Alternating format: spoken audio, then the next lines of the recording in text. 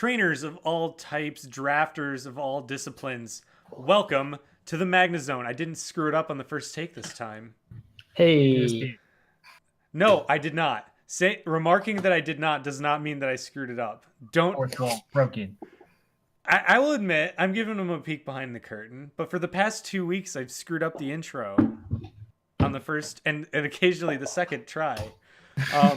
Joining me for this podcast, of course, as always, Adamant. Hey, what's up? And Clutch. Hello. And Sam will probably be joining us partway through. He's got some stuff he's got to take care of.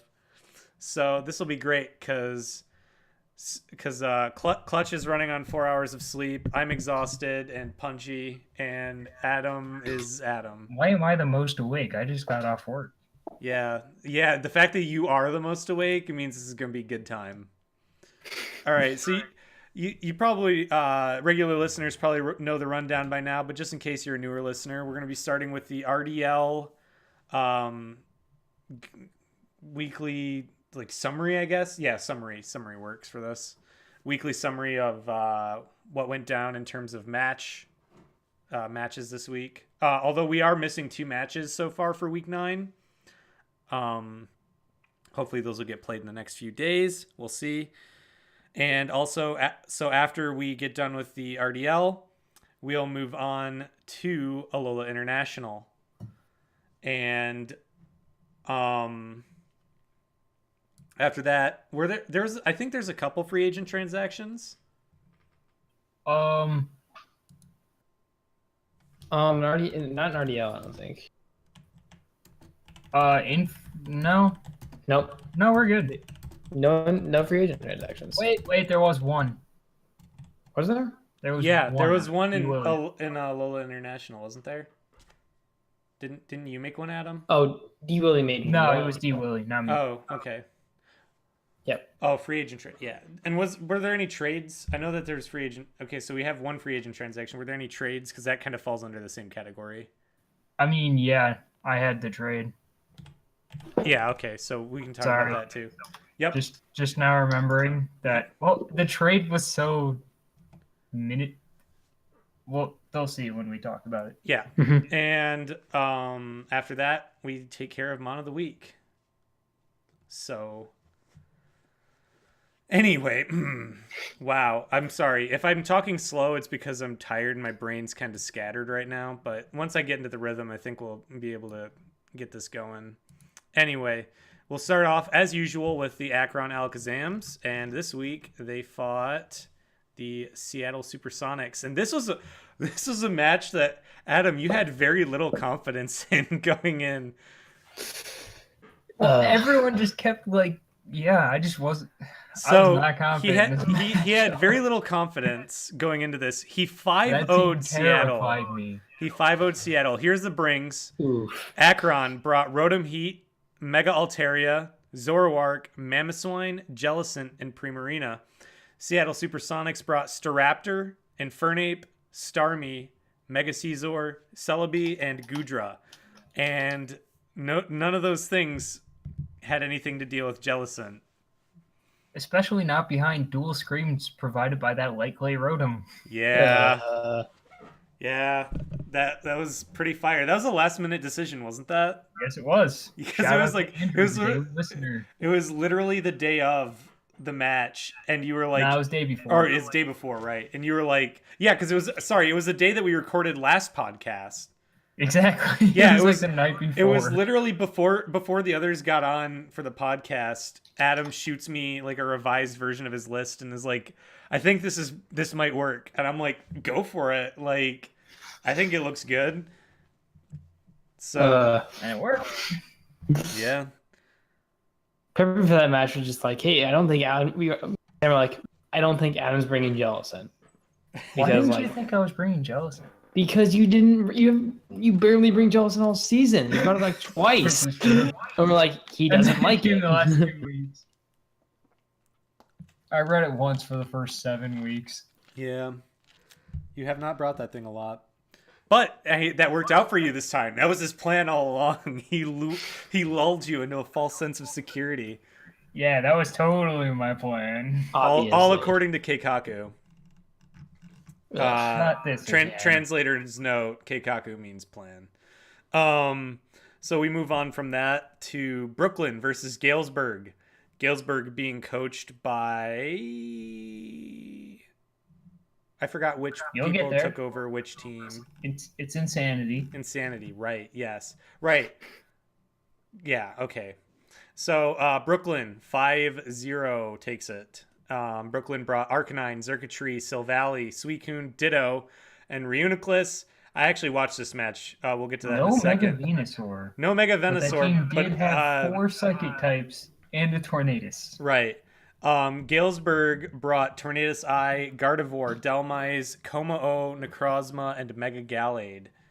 And basically what ended up happening was Insanity set up got his Mega Gallade to +4 with a Ditto in the back on the other team. And Ditto came in and did what Ditto does in these situations, which is copy your Mon plus boosts and sweep your entire team. Pretty much what happened. Like Ditto came in with a +4 and clicked Ice Punching. His team didn't have any Ice Punchers. And Mega Gallade was worn down enough for the Ice Punch to just, well, Murk it. yeah, I mean, it was also, time, it was +4, so it was like, it was a +4, like, with I think with like base 165 attack. Like, yeah. It's gonna hurt. Yeah. And he just swept the entire team with Ice Punch after that. Now, he did pick up a couple kills with Arcanine and Silvally as well. I mean, Brooklyn kind of showcased Santoro's general play style of, like, I predicted largely what you're gonna bring, and have like. And the thing with this team this season is like you can't break through my team. Yeah, I dare you. And if you try it, and like try it, I dare you. And then like. And then Ditto comes in and then smacks set you up for on the your wrong hubris. thing. Yeah. Yeah, Ditto comes in and just messes you up. Yeah. That's why the secret is just not set up. Santoro is very much set up behind the more I watch his battles, he very much seems to center around a lot of, I guess, what you would call battle control. He kind of tries to control the flow of the match, and when he succeeds, he generally sweeps you pretty hard. Even if he doesn't succeed, it's still going to be a close match. Yeah, and he still may win. And he still might win. Yeah, like, but generally, if he does set the pace, get control of the momentum, he will hard lock you out of any chance of winning and smoke you. Yeah. Like one misstep against Santoro and he flips it on you. He's very good at exploiting mistakes. It's brutal. I'll tell you what. I think the most psychologically grueling battles I've had were against Santoro. It's so hard. It's not like Santoro that's like, you know what he's going to bring against you, but it's like, it's kind of the it almost doesn't matter how he's going to bring it. Like, it's just like, yeah. With his team this season, it's just so fat and hard to deal with. And like, and then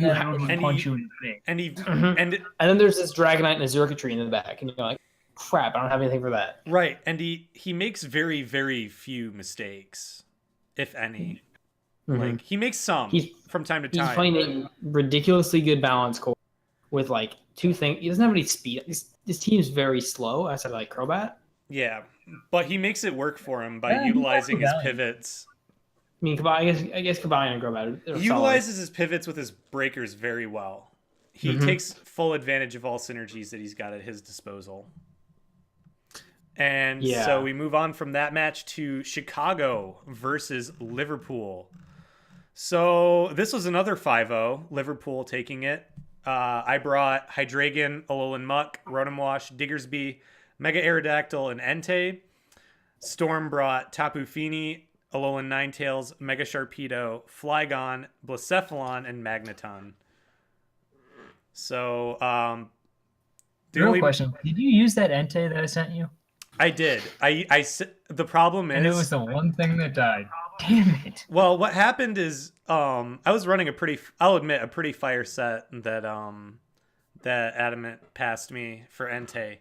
I didn't get to take full advantage though, because I forgot that she still had Blacephalon up and clicked Sunny Day. She switched in Blacephalon. I had nothing for it. And then she managed, I was like, well, let's see how physically frail this thing is, and like hit it with a flame charge. and didn't do Yeah, Lava jack. Plume may have been the better. I didn't shot have Lava there. Plume. Yeah. Wait, what? I had Flamethrower. The set you passed me had Flamethrower. Same difference. Same difference. Well, the thing is, though, she set Calm Mind. Ooh. Yeah, she set Calm Mind 3 times. So I ended up sacrificing... I guess she still works. Yeah, I sacrificed Entei because I needed to get Mega Aerodactyl in for free because I knew it outsped. And then clicked Aqua Tail. And the entire time thinking, if this misses, this is going to be a repeat of what happened with Adam, where I'll miss, and then she'll sweep my whole team with Blacephalon. And I didn't miss, and so she didn't sweep my team with Blacephalon. In fact, I swept her team with Mega Aerodactyl. Arrow had such a good matchup. Yeah, Arrow had a really good matchup this week. I was running Ice Fang, Earthquake, Iron Head, and what was my fourth move? Aqua Tail, right? Yeah, of course. I just mentioned it. And check something off your bingo boards. Oh come on! They've already checked it off. They knew they wouldn't need to worry about that. Diggersby also picked up a couple kills. Diggersby and Mega Aerodactyl working together in this match was brutal. Alolan Muck also got some good chip on a couple mons. I will admit I feel slightly shameful because I switched Alolan Muck out purely to preserve the potential chance for a 6-0. Because once Alolan Ninetales was off the board and Tapu Fini was below 50%, I realized I didn't need Alolan Muck anymore. So I knew I could just keep it in the back and not use it anymore. That's fair. But sometimes that differential matters. So. Yeah, I mean, not for me anymore because I'm pretty firmly out of playoffs, but still I mean, I wanted to see if I could pull it off. No offense to Storm. I saw my opportunity and was trying to take it. And to her credit, she prevented the 6-0 from happening. So it's always nice. She saw her opportunity to potentially stop the 6-0, and hey, she had a 10% chance of pulling a clean sweep on me. So, and that's happened to me before. So, anyway, yep. So that's basically how that went in a nutshell. Moving on. Again, we go down the list here. EC Gastrodons versus the Los Angeles Solgallios. And the Solgallios take it 2-0. EC brought Gastrodon, Conch Elder, Tentacruel, Latias, Houndoom, and Gigalith. Los Angeles Solgallios brought Celesteela, Incineroar, Zygarde 10, Mega Diancie, Feraligatr, and Azelf. LA used Celesteela really well in this match, I think. It was There's some really solid plays against Celesteela. Yeah, he had a good set on it for this team, though. He also had a really good set on it for this team. I don't remember. I think Leech Seed was in there and a few other things, but yeah, Celesteela is doing its job, walling things that needed to get walled. It was like Leech Seed. Z was like Leech Seed. Like, it was an interesting set. Yeah, it worked though, and then he was running D-Dance for Alligator, which was pretty fire. So, I mean, it worked, and he Dragon Dance Gator broke, and then broke the door down, and then DNC just punched the rest of the way through it. Yeah, and Zygarde 10% was also there. Conch actually swallowed a Moonblast. That was impressive to me, honestly. Yeah, that was pretty. I did not expect crazy. Conch to swallow that. Yeah, as soon as I saw, I was like, "Here comes the Moonblast," and Conch takes it, and I'm like, "Oh, right, wow, okay." AV maybe? It had to be AV. So going further to the next match, because I think that summed that one up pretty well. Oh yeah. Without AV, that does a minimum of 123%. Okay, yeah, so it had to be AV. I mean, Conkeldur's a good AV mon. It is. Gale's true. All right, we already did. Did we already do Galesburg? No, we did. We did. Yeah, we did. Yeah, we're on to Michael in LA. Yep. That was Brooklyn. Chargebugs versus Ohio. Right. Sorry. Okay. And And this was a 3-0 win for Ohio. Ohio brought Lando T, Lurantis, Kyurem, Galvantula, Skuntank, and Volcanion. LA brought Whimsicott, Mega Blastoise, Salamence, Heatran, Slurpuff, and Hoopa U. Michael brought the heat. Literally, Volcanion is quite warm, from what I've been Yeah, told. so Yeah, that's it. Lando T Z-flied Whimsicott turn 1 and outsped. Yeah. That was a slow Whimsicott, So honestly. first off, slow Whimsicott. Second off, that Z-fly killed 3 Whimsicotts. Yep. And like, If he was max HP. there's no switch-ins Did that Meta minimum has. 300%. He hit Meta that didn't bring a good Whimsicott switch so into that. hard, that Whimsicott's gonna feel it in the next 2 battles. No, that Whimsicott's chilled breed jack children are gonna feel that one. Oof. But no. That one's gonna ripple down through the generations. Second thought, Focus Sash Galvantula leech lifing a Hoopa Unbound after taking a hit. Oh, that was beautiful. Oh yeah, Oh, that that's was pretty sweet. Sweet tech. Mm-hmm. Bit of a genning problem with Slurpuff. Don't think it We- was we- max we- happiness because we think. We think, yeah, we don't have any 35% on a crit to a Volcanion. Yeah, which Overall, should have frankly Michael still done won more. was in my mind, but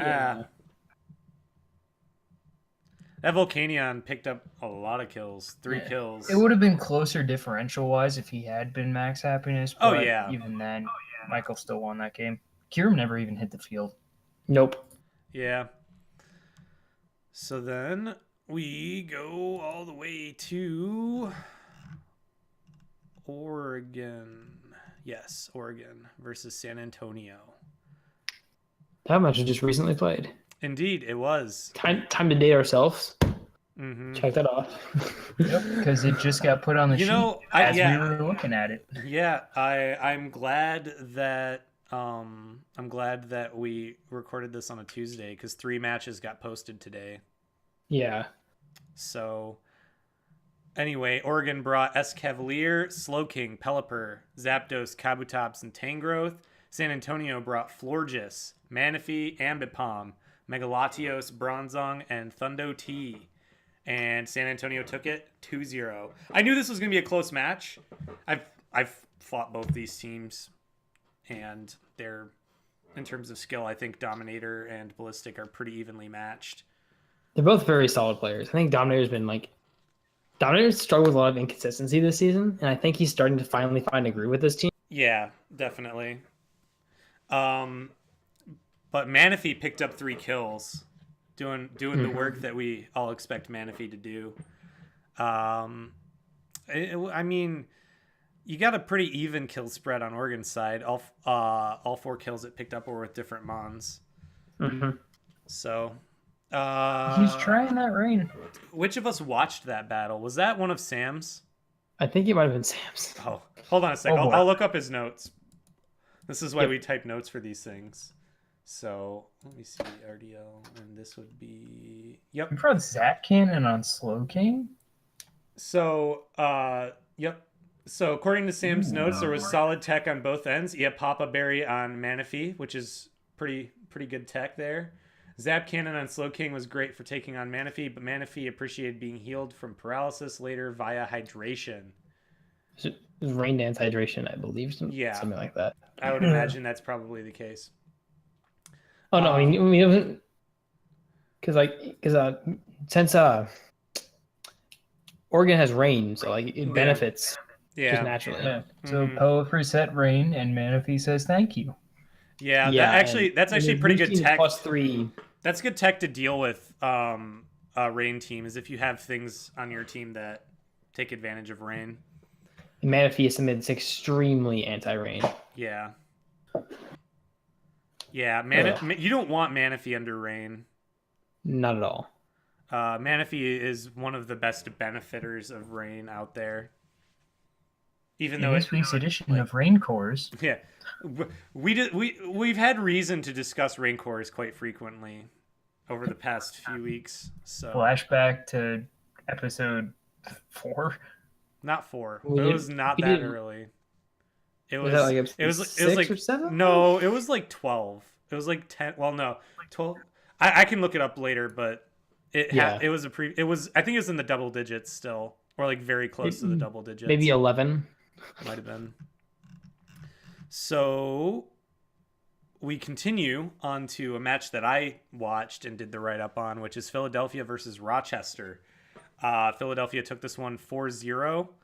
I'm glad that my notes matched up with Michael's, because originally we were worried that I was worried that the sheet wouldn't be updated for the matches that just happened today, and that I'd have to go through and get the notes myself. Luckily, wait. our Is it Rotom Cut or Rotom Mow? it's Rotom Mo, but it's the same thing. Everyone, for some reason, everyone knows what you're talking about when you say Rotom Cut. It's really weird. In some leagues, it's Rotom Cut. In the comment section below, is it Rotom Cut or Rotom Mow? Oh no, in the official decks, it's Rotom Mo. Be sure to leave a like, mash that subscribe button. Yeah, in the official decks, it's Rotom Mo, I believe. Let me kind of show down. So, anyway, getting off that tangent. So we had Rotom Cut, Aromatisse, Toxapex, Donphan, Megalopony, Tornadus T versus the Rochester Roggenrolas, which brought Darmanitan, Tapu Koko, Weavile, Vaporeon, Skarmory, and Mega Beedrill. So really fast, aggressive team with Rochester. The only problem with this team is they didn't have anything other than Koko to deal with Toxapex, and Koko got picked really early. And it was actually a pretty good play from Philadelphia. They were running Scarfed Tornadus, and what they did is they had Rocky Helmet on Donphan, and Koko. Donphan switched into Koko's Grass Knot. Koko gets Rocky Helmet damage. Koko Grass Knots again, gets another Rocky Helmet damage, which brings it low enough for Tornadus T to come in and OHKO it. And so Tornadus T comes in, OHKOs it, and there goes your Toxapex check. And then Toxapex, basically it was a combination of Toxapex walling things and Tornadus coming in and finishing them off. Yep. It was just, it turned very much into a well-played attrition battle on Philadelphia's part.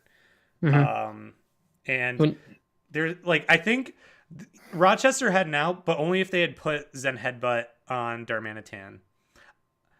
Yeah. They should have put Zen Headbutt instead of Earthquake and Darmanitan. That's my opinion. opinion. Earthquake, EQ still, EQ doesn't miss and is to a KO still, regardless. He was Adamant Scarf. Yeah. But the thing is, Zen Headbutt breaks Toxapex, and you need more than one mon on your team that can break Toxapex. Yeah, but it also lets Umbreon get in for free if Edgar had brought it. So, and Metagross. I get that, but I think, well, no, not Metagross, because Flare Blitz deals with Metagross handily. No, I mean if he predicted Zen Headbutt and went Metagross. That's fair. But I don't know. It's just the thing in prep where you just. But I think even in prep, I still think Zen Headbutt is the better choice against this team. It does marginally more than Quake. To Toxapex? Yeah. It does 3% more. And then you have to rely on missing. I thought it would do more because it's got that sheer force boost, but. Yeah. Marginally more. Okay, not enough more, though, to matter. Okay, that's fair. No. Then Earthquake is fair. The only problem is he had 2 mons on his team that are immune to Earthquake. Yeah, it's hard. It's a hard way. Something that you runs into, it's like, It's a tough decision, I'll admit. Either way. But I guess you're right. Earthquake is, I still think, I'll revise it, and I won't say that Zen was the definite better bring, but I think it's a 50-50 bring. You could argue it, I think. I just think Earthquake's probably safer. Fair. Anyway, it didn't really end up mattering because he did a good job of wearing Darmanitan down. And once Vaporeon was out of the picture and couldn't wish past the Darmanitan, that pretty much sealed the deal. Yeah. So, yeah. Pittsburgh hasn't played yet.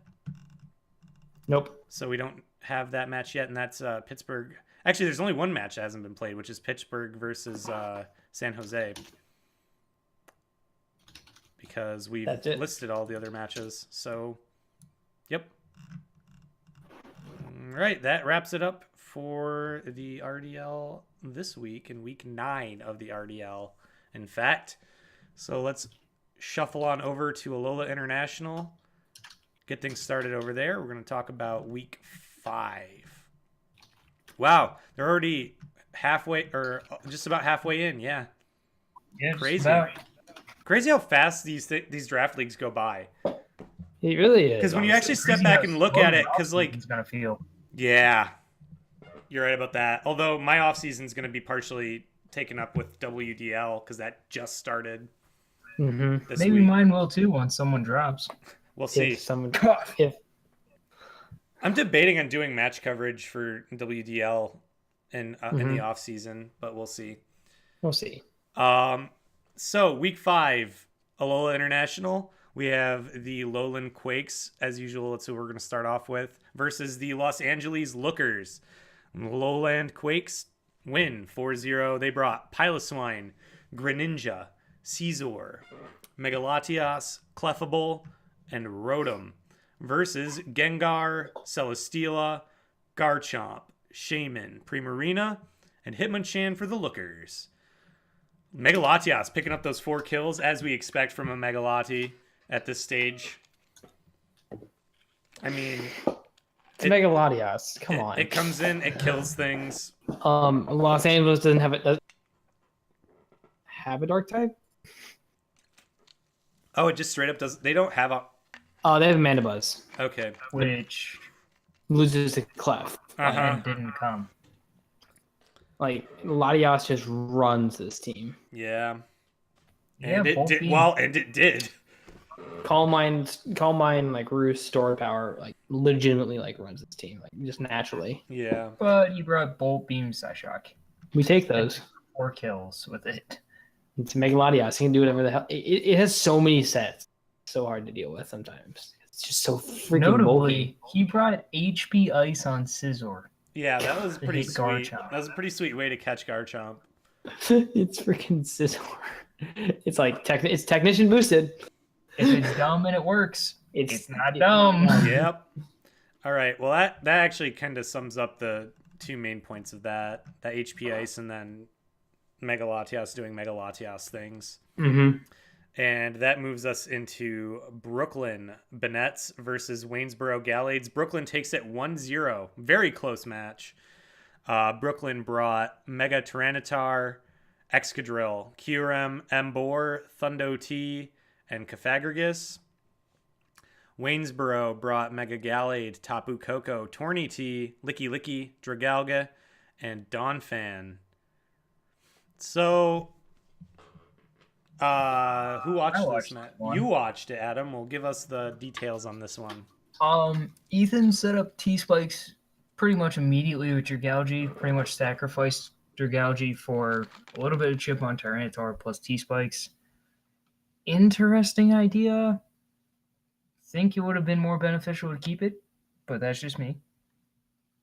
Either way, they kind of were feeling each other out, hitting each other and generally wearing each other down pretty quick, but then Slimy stayed in with Emboar and Coco and Flare Blitz to Mega Gallade. So at that point, it was just kind of turning for Slimy, and Ethan just could not handle Excadrill coming in more than once.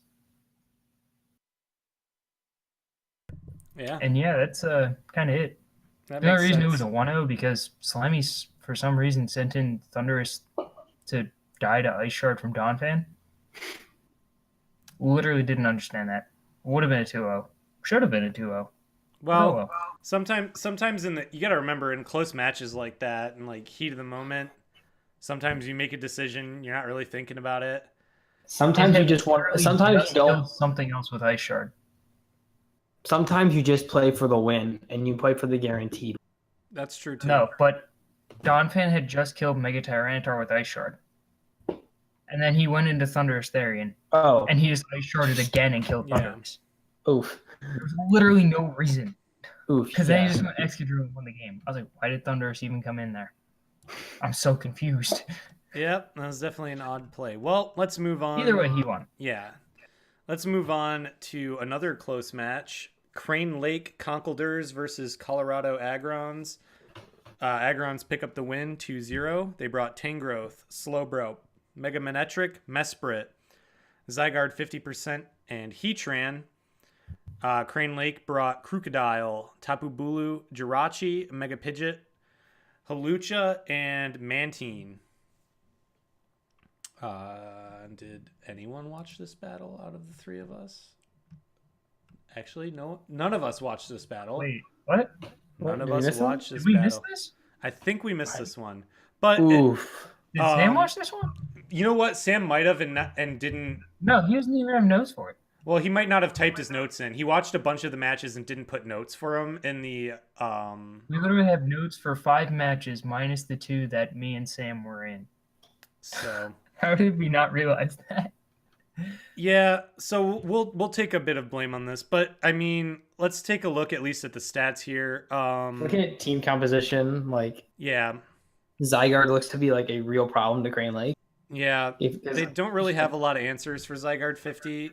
Literally, Man- Bulu. Bulu, but like you can if you want to get Sludge Wave Zygarde 50, like kind of Well, for yeah, fun stuff. yeah, you can also run Scarfrachi with Ice Punch, but that only works as so long as Zygarde 50 doesn't have a Coil or a D-Dance up. Or a slow bro. Or a Where a slow, Heat Train comes in. Right. Well, yeah, I'm saying like if we're talking strictly Zygarde 50 counters, because that's a set I ran against Zygarde 50 when I faced it this season in the RDL, and it worked. Like I think it just like Crane Lake has a tough time breaking through this fat Yeah. core that Colorado has, and like he has his ground Well, type, and yeah, he has but a like it's brutal torn down by this regen core. Mhm. And Manectric gets to Volt Switch pretty much fairly freely on this team. Yeah. Once Crook goes down. Yeah, he's got a brutal regen core with Heatran backing it to like kind of fill it up a little bit. That's a Firewater Grass core that I do not want to tango with. Heatran, Slowbro tank. It's Ugh. fun stuff. Ugh. I have nightmares about Mega that. Man just or on matchup looks dreams really nice. of having it on my team, but if I don't want to face that. It's not Yeah, fun. Bulu was both good and like Bulu looked good in this matchup, but like it's one of those things that you look at and you go, it's really hard for growth. It's like Savage Spin Out or something like that. I don't think it's not Zemu Bulu, so like, it would have been like the Savage Spin Out to deal with. Like, Right. Tango. I think the one of the bigger issues here is that like the two faster breakers on Crane Lake's team are both weak to electric, like Halucha and Pidgeot. Mm-hmm. Both weak and to both Mega, and they're both slower than Mega Manectric. Unless both are they're naturally, scarfed. yeah. Or Well, Lucha gets the unburden off of this. Yeah, unless Halucha gets the unburden. Mega Pidgeot can't be scarfed, so. Which in Colorado has like one of the best Lucha in slow. Like, Yeah, exactly. So it's, it just is a bad matchup for Crane Lake here. This is a tough team to break. The fact that they brought it down to a 2-0 is pretty solid in my opinion. Yep. Well fought by the looks of it. I wish I'd watched it because it looks on paper like a very interesting battle to watch, and maybe we'll go back and do that at a later date. But moving on. Yep. So moving on from that, we have the LA Chargebugs versus the Atlanta Altaria. This was also a very close match, and I did watch this one. This was a really fun game. So Nadia almost fumbled towards the end there, but managed to bring it back. Not really, but definitely. It was more Meta clawed himself back. That's true too. Yeah. Now, I will say this: Nadia played an excellent early game in this match. Nadia's turn 1 and 2 was perfect. Oh Beautiful. yeah, double. Yeah, you double like. Led Thundurus Incarnate versus Mega Beedrill. Well, let's read the team list before we get too far into this. Atlanta brought Miss Magus, Aerodactyl, Thundurus Eye, Incineroar, Megalophony, Feraligatr. LA brought Victini, Mega Beedrill, Klefki, Salamence, Comfey, and Scrafty. Notably, not Calm Mind Comfey. It's not Cleric Comfey either, though. Comfey. Yeah. It's a very interesting Comfey set. It was. It picked up a kill though, so I mean, it did mostly did its job. It was also tough mon to deal with for Nadia in general during a portion of that match. So yeah. But yeah, turn 1 and 2, Mega Beedrill and Victini both paralyzed. Oh in exchange for Thundurus going down. Could not have been better. Oh yeah, that was a good way to use Thundurus because you got two of the faster threats on Charjabug's team with that para, and he wasn't running Heal Bell on Comfey. That's honestly, I was expecting Comfey to either Heal Bell or Calm Mind at a couple different points in this match, and neither of those things ended up happening. So that was interesting. But then Miss Magius and Feraligatr put in Miss the Magius work was for that team fantastic down. against Meta. And that for Alligator was also pretty top tier. For Alligator is a mon that's often slept on, but we talked about this before as mon of the we've had it before as mon of the week. For Alligator is a heavy hitter. It hits, and when it hits, it's hard to deal with at times. Scream's Klefki almost brought it back, except it was paralyzed. Yeah, that's really what ended up happening. The end game was interesting. Yeah, the end game was. It was edge of your seat. And like, Arrow had to hit Stone Edges. Yep. And I don't know the investment on the Arrow. Here's the thing, though. I don't know why she earthquaked. Yeah, I don't know either. Well, I think I'm going to say that was very. Stone Edge does 40% more. You got to give credit to both these coaches for this one. It was a very good match on both sides. Like Meta almost clawed his way back, and I'd say a little bit of bad luck did play into him not fully clawing his way back. If he decreated, he did win. That's true. If he's no investment, yeah, I think it was probably. I'm trying to calc for damage. Yeah. And what I'm finding is like it was very little, like almost no attack investment on Arrow. If it was offensive as hell Victini. That or if it was a bulky Victini. Either or, like in that situation, because it was scarfed. In that situation, Stone Edge does 85.3 to 101.4. Yeah, I don't know why she earthquaked. I never actually asked her. Anyway, but I think the odds play into Nadia's favor, and that's Victini breakthrough. You cut out a little bit there, Clutch. Victini, the odds are in Nadia's favor, and that's he has to break through and hit Bull Strike in the same turn. Yeah. Well, anyway, it was a close match.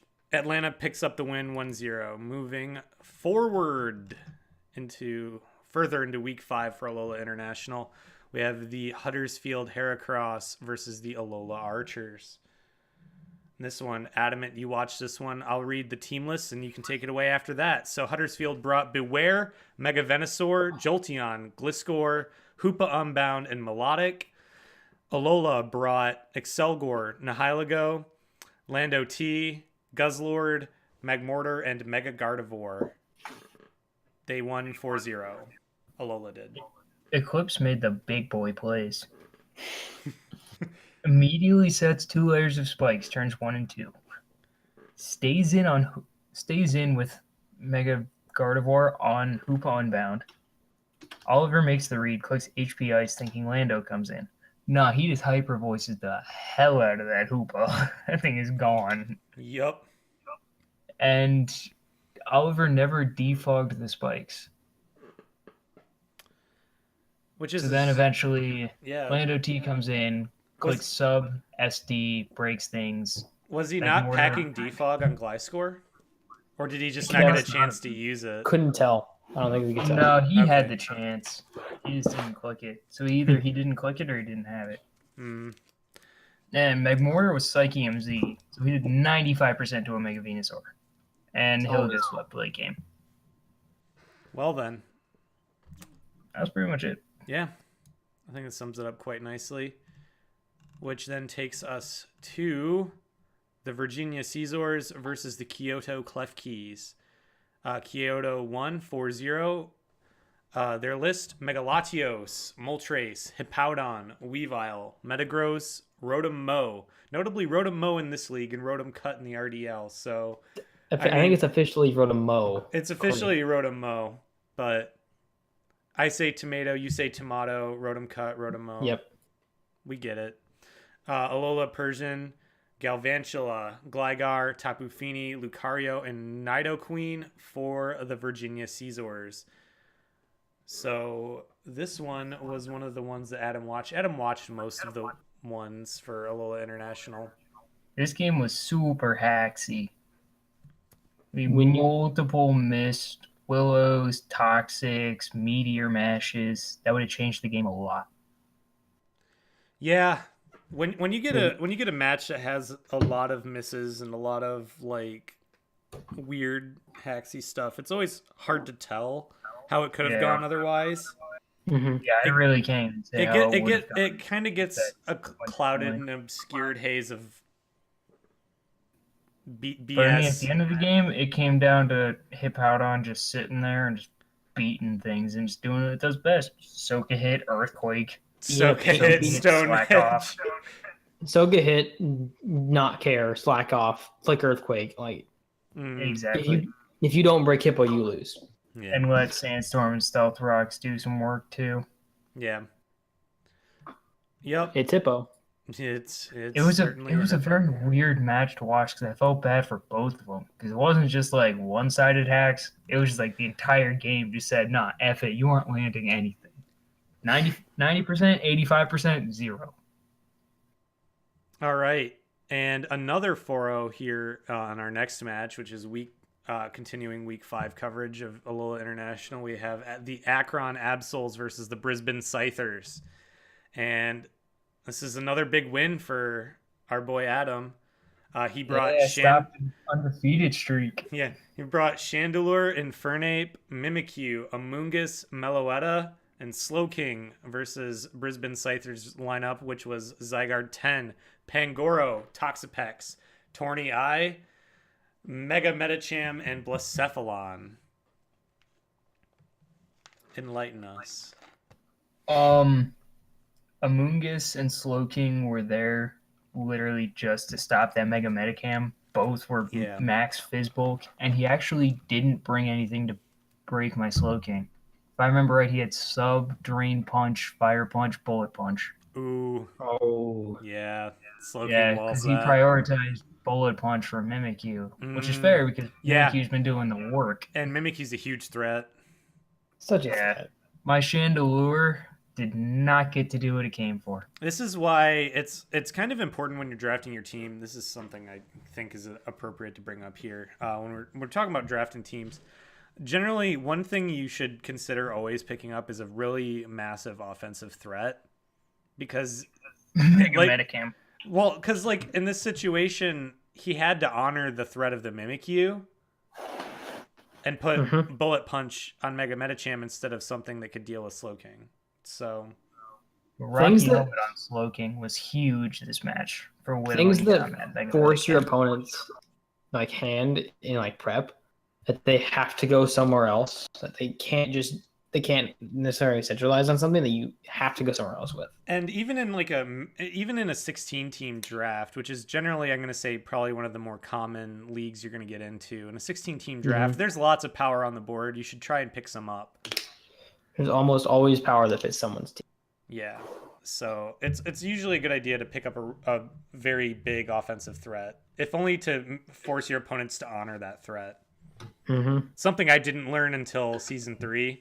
And even then, I didn't really get a good enough offensive threat for that until late into season 3. So, anyway, you can't just like rely. You can't rely on like.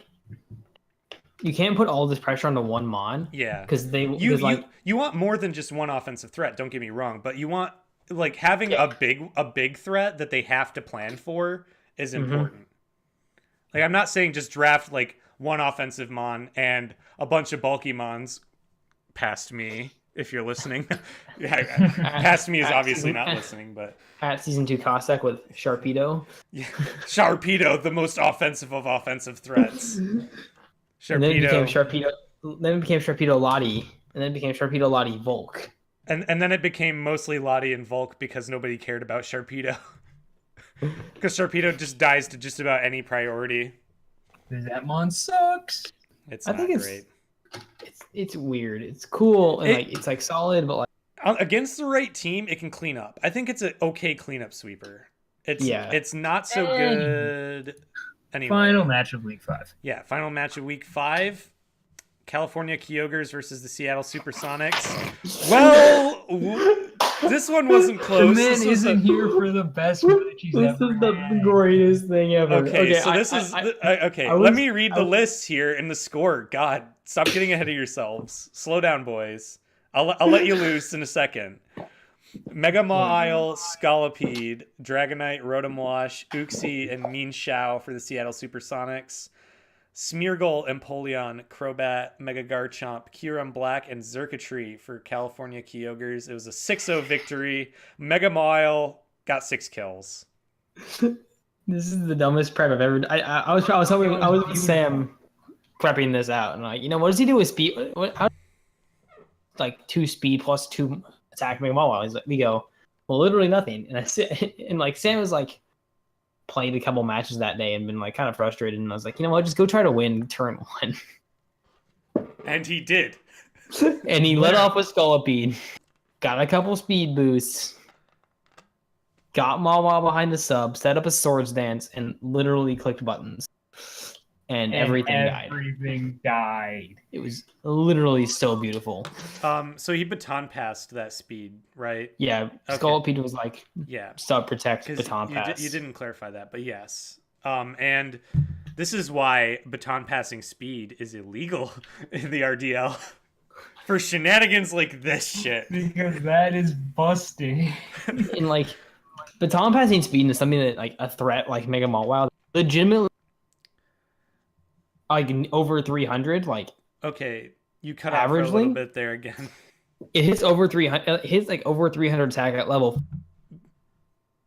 Basically, level 50 Mawile has the same base attack as level 100 Zygarde 50. Yep. So if you can't take a hit from a level 100 Zygarde 50, you're not taking a hit from Mega Mawile. Then it's a base 105 attack Mawile. Like Swords Dance and hits 600. Yeah. I think attack Sam power.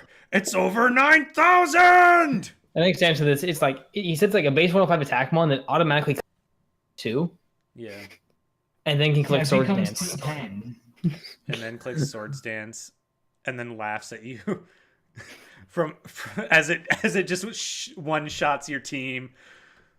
It's just such and that's why next time I'm bringing Worry Seed on my Amoonguss. Do it. I'm taking away that pure power. Get that shit out of here. Mega Mall is just such a dangerous Pokemon. Like, yup. There's a reason it's banned in most draft leagues. Almost every draft league. Like it's one of those things why we allowed it. I don't either. I'm like ugh. I don't know. I think that's probably something you might want to discuss for season 6 of Alola International. Rebanning Mega Mawile, rebanning Mega Latias. Well, at least Mega Mawile. I don't know as much about Mega Latias. Mega Latias is disgusting. It's disgusting, but I don't know if it's bannable disgusting. Yeah, it is. It's banned in a lot of leagues. Not as many as Mega Mawile, but it is banned in a lot of leagues. Anyway, so that wraps up our Alola International match coverage. And as usual, we will go into trades and free agent transactions. Weren't that many this week. There was only one. Only one free agent transaction, only one trade, and both of those were in Alola International. Adam, why don't you take it away? So it was... Let me go look. It was... D-Willie. I'm trying to find the exact day that I came up with the idea. Oh. It was the 5th, so a week ago. Last Tuesday, I looked at EarthLab and said, you know what? Our teams work better if you have my Slowking and I have your Slowbro. And after a while, he's like, yeah, I agree. Let's do it.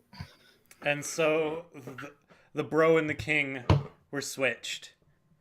Which is why I said it's a very minute switch, because it's literally the same mon. It is. It's just the flip defenses benefit the other person more. Yeah. He needed a special wall. I need a physical wall. And that's, so we're like, let's just flop. And to be fair, I like Slowbro in conjunction with Amoonguss much better than Slowking in conjunction with Amoonguss. I mean, That's just me. that's just because Slowbro's viewed as being slightly better than Slowking, and honestly, I can't say that's wrong. I think physical Except defense is Slowking just. is Nasty Plot, so Trick Room Nasty Plot? Yeah, it's a thing. I think physical defense is like considered better most times, So just because there's also a Just because it's easier to boost your special. There's also a free Yeah, I don't agency know. transaction in Alola International. That was Brisbane dropping dropping Pikachu and adding Raichu. So You also changed a minute elect- change. electric type for electric type, a higher speed tier, And say an move evolved form. Yeah, Raichu has a lot of cool utility options. Yeah, Raichu is it's a solid budget electric. For certain. You pretty much just ditch the light ball for more speed. Yup. So hey, but as we've established, more speed is sometimes what you need. And is frequently actually just straight up what you need. Mm-hmm. So definitely good free agent transactions and free agent transaction and trade. And there wasn't anything in the RDL, correct? Nope. I just this coming week is the last week of transactions, but yeah. So we may see a few. So yeah, actually, yeah, I would like to kind of announce that. So here's the deal. It's the last. This next week is the last week. This next week, or This is it week. this current week? This current week. The end of week 10, which is Right. this week, Okay. is Yeah. So end of week 10. I'll try and get this up tomorrow, and hopefully those of you who listen will catch it. But if you have any transactions at all that need to be done, you have to do them now. After this week, that is the deadline, and you will no longer be allowed to trade or FAT for the rest of the season. Now, this doesn't affect most teams for FATs because a lot of the teams in the RDL have already used up all their FATs for this season. But there is an unlimited amount of team-to-team transactions, so any of those transactions that are pending, you better wrap them up quick because you will not be able to do that after this week. So, Are there really that many pending? There's none pending as far as I know, but yeah, I was like, I don't think anyone's really trying to trade right now. I don't, but I wanted to put that out there. Yeah, there's a couple things that people are saying on the trade block. There's a couple things on the trade block, and you don't know if some people have like worked out maybe deals like in PMs that aren't on the trade block. So I just didn't know if you knew of any. I don't personally, but there always is a possibility that some exist, so I figured I'd address it. Anyway, let's move on to our Mon of the Week. Yeah, we're getting to the Mon of the Week pretty quick here this week. We burned through quite a lot in a very short amount of time. I will say the matches this week, most of them are pretty straightforward to talk about, though, which isn't necessarily a bad thing. Doesn't mean that they were bad matches per se. It's just they were very straightforward to talk about. So our Mon of the Week is Excadrill. Usually one half of a sand core, not always. Good spinner. Interesting typing. Should be on that one half of a sand core. Yeah, like I said, usually is, sometimes isn't. In or out of sand, this thing's a monster. It has so many options. Notably, it's a great check, and oftentimes just a great counter to all of the Rotoms. Because Mold Breaker. If you want to smack up my Rotom Heat, you bring that Mold Breaker. Yeah, Mold Breaker is really good for dealing with things with Levitate that are weak to Steel. Well, not Steel. Earthquake. Did you know Levitate also protects you from Steel, according to my internal brain logic? It's a good thing I'm not battling now, because I would lose. Like Life Orb Excadrill from Life Orb Earthquake from Excadrill kills 2 defensive Rotom Heats. Also, notably, decent Rock Setter as well. Mm-hmm. It's a great fairy check. Because you have its natural steel typing. Like its defenses don't look good on paper, but the high HP stat really makes up for it. Mm-hmm. So it comes in on so many different threats. Yep, comes in on a lot of threats. Excellent rapid spinner. Yes, very good rapid spinner. Mm-hmm. Because with Mold Breaker, it hits so much with that Earthquake. Yep. Because normally, Earthquake you don't run just Earthquake on a Mon, as its only main offensive move. But No, you run like Earthquake and Iron Head. yeah, or Earthquake and Stone Edge, or Earthquake or something else. But It's also a really cool Earthquake Rock Slide. It doesn't get Stone Edge. No, but I'm just saying in general. I'm not saying on just Excadrill. I'm just saying in general. Yeah. Also a really cool niche in like get rocks up on Magic Bounce, get top. But Like, the nice thing about this Mon is that it's slightly more viable against certain teams to bring just Earthquake and have Rapid Spin as your only other attacking move, because Mold Breaker means that you can hit a lot of the stuff that would normally not tank an Earthquake. And the nice thing is, the other good thing is, if you have a Sand Core for this thing, you can actually bluff the Sand Rush or Sand Force and have Mold Breaker instead. And that'll catch people off guard a lot. It's also a great choice user. Great choice user, great Z user. +2 drill. Oh my god. +2 drill is so hard to switch into. Yeah. Z drill in sand. It's so hard to switch into. Dumb, broken, too strong.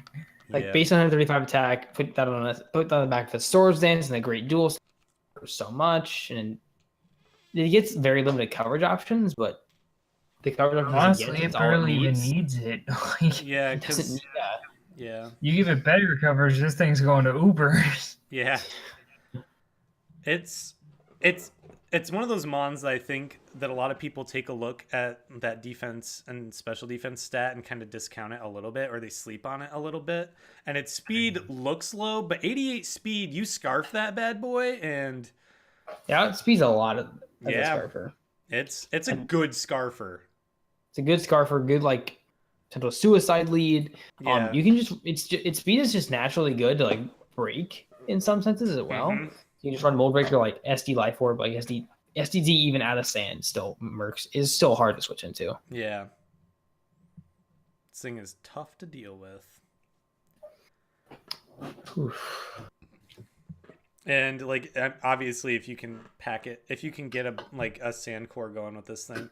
Because like it likes being in sand, but it doesn't necessarily have to be in sand. And that's the mark of a good weather Mon, or good Mon that benefits from weather. Something that can function in or out of the weather is something you want.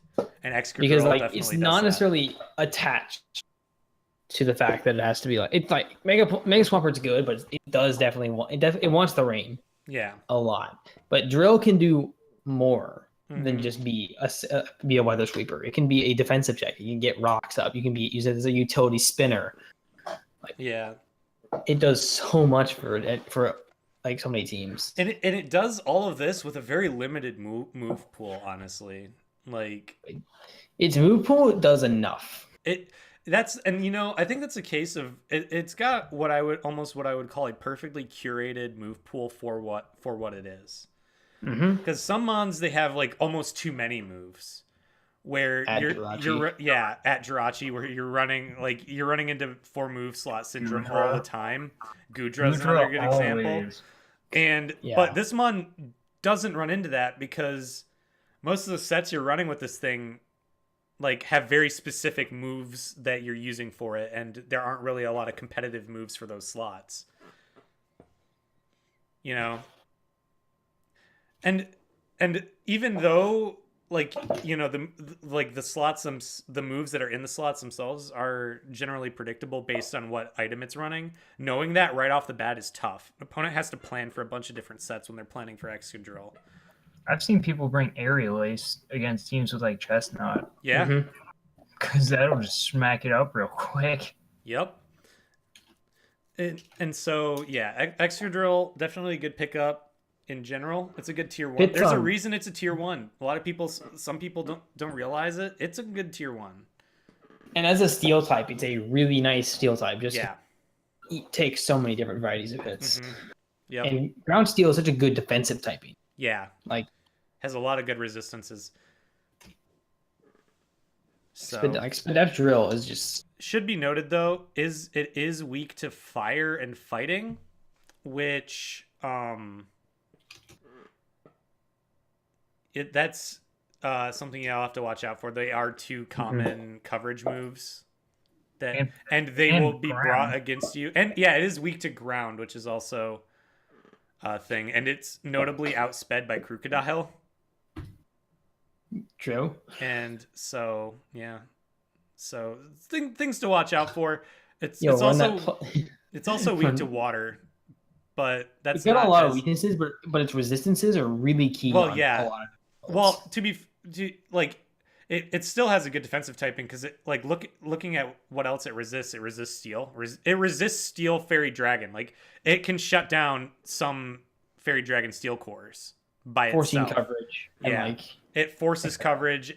And when we were talking, yeah, that's the thing. When I was talking earlier about threats that like need to be honored, Excadrill is a threat that needs to be honored. Something on their team is running fire coverage or fighting coverage because it has to. Because they need to have something that deals with Excadrill. And it's probably multiples on their team. yo, like choice specs, Tapu Lele, like to was like a roll severely in to knock it out. Yeah. Like specs focus plus is 87 and 102. So like it's severely in drills. Yeah. So I think that pretty much sums up Excadrill. I like Excadrill. I really am upset at myself in season 1 because I had Excadrill and completely misused this thing. I did not know what I was dealing with at all when I had that mon. If I knew then what I knew now, I would have had a much better season. Season 1. Because season 1 is a case of me not knowing what I was doing and having a good team but not knowing how to use it. And season 2 is a case of me knowing what I was doing but having a bad team. So, and we've reached kind of a middle ground equilibrium here in season 3. So, anywho, that's gonna do it for today, for this week. We'll talk to you again next week. We're probably gonna do another round of playoff picture coverage because next week is this week technically, but next week's coverage will be over week 10, which is the first week of divisionals for the RDL. Divisional rematches. Yeah, divisional rematches. Yes, I should have clarified that. You're right. Divisional rematches for the RDL. And so I'm excited to talk about those. There are going to be some good matchups. A lot of teams wanting to keep their differentials high. A lot of teams. This is where the knife fighting for playoff positioning begins. Congrats to Michael clinching first playoff spot. Oh, yep. Congrats to Michael clinching first playoff spot. He did do that. So congrats to him. He's got a good team and he used it very, very well. So playoff pictures are still wild. Spot. And like Sun looks kind of settled, but Moon is very interesting. But we'll get to that next. Yeah, that's all next week. So until then, we'll see ya. Hopefully you'll catch the Pokemon you need to catch. Get your Mega Rings if you don't have them. This is an issue that's cropping up entirely too often, but please get your Mega Rings. Until next week, we'll see ya. Peace.